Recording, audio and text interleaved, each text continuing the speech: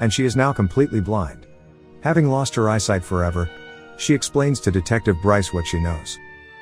A few more for her to live in, and a caretaker who specializes in helping people like her who she has no memory of the trip home from the hospital, which Clayton explains away by assist her transition as a blind person. He will come to her place every day. Ellen. After Clayton leaves, Ellen tries to call her friend, Sasha. The next day, Clayton brings Ellen a pet budgie in a cage. She can hear the noise from the busy street below, but when she stands near another window, slowly forming a close bond between them. Ellen then asks permission to touch her apartment, but it turns out that the crying sound comes through the vent.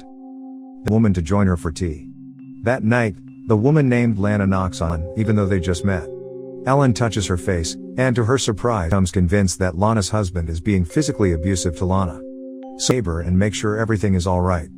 Later, he confirms she is okay. Alarm goes off every other day at precisely 11 a.m., the time Clayton arrives. It's got lots of alarms. Later that night, Ellen thinks Lana comes in alone and stop being paranoid. Feeling threatened, Ellen immediately asks. Ellen rejects the interest by stating that she needs a caretaker more than a boyfriend and manages to dial 911 before she passes out as the attacker pushes us. He tells her that the CCTV also shows no one enters the apartment after Clayton, believing someone is after her. Ellen decides to end her own life.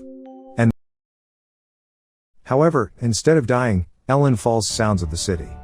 A fictional city, and a fictional high-rise. Car alarm go off and climbs back into the apartment. After climbing back that this is home, that there is no leaving.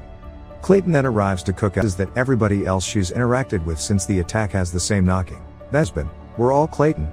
Realizing this truth, she pretends to drop. However, it is actually a weird empty storage area. Where Clayton surprising, Ellen finds her assailant's outfit, which reveals that Clayton was hidden room. This room is the fake hospital room she was brought to at the beginning. Hidden vent in Clayton's room. As Ellen is trying to escape, Clayton Ellen feels the air from the vent and realizes that she has yet another chance. Up in the basement, holding them captive for 3 years after their mother had died. Saved him was the music that Lana played for them in the attic. The music he heard was Ellen. As he relays his story and motives, Ellen grabs a chance to decapacitate the substance that had blinded her. When Clayton comes around again, she's disabled. She frees Ellen, sending her out into the real world. When watching this movie, we may notice that Ellen is in every single scene from Ellen assumes is there. We see what Ellen thinks she would be seeing. The only thing blue is Clayton describes to Ellen that the bird is blue. If Ellen thinks the bird, but once the person speaks or once Ellen touches them, we realize who they actually has been trying to contact her best friend, but she hasn't been picking up or returning her. No one had any clue where she was or what she was going through. As the movie in hopes that she would be so helpless that she would need him. In this way, under his care. Clayton also explained to Ellen, he would also create Ellen into believing she is interacting with multiple characters.